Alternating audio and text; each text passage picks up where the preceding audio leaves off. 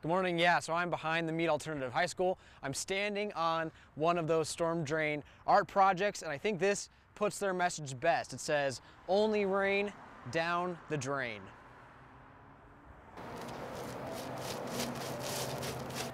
It was kind of just me winging it, honestly.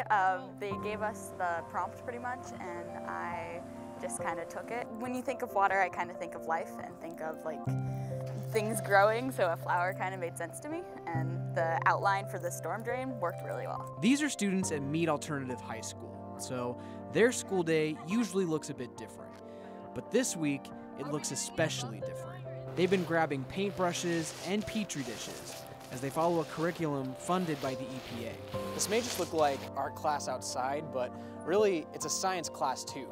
This project started with the students learning more about our stormwater runoff and different ways to clean it up.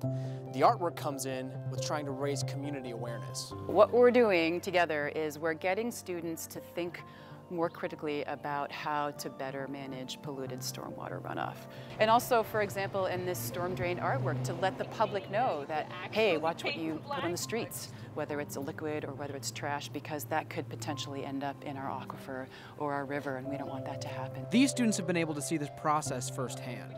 They tested samples of water out of the drainage system, looking for different contaminants. Then they came up with several storm drain designs to try to grab the attention of passersby. I hope that they think. They go, wait, what is that? And these drains particularly drain right to the aquifer, which is where our drinking water comes from. So if these drains get dirty, our drinking water gets dirty, and that's a whole disaster that's waiting to happen.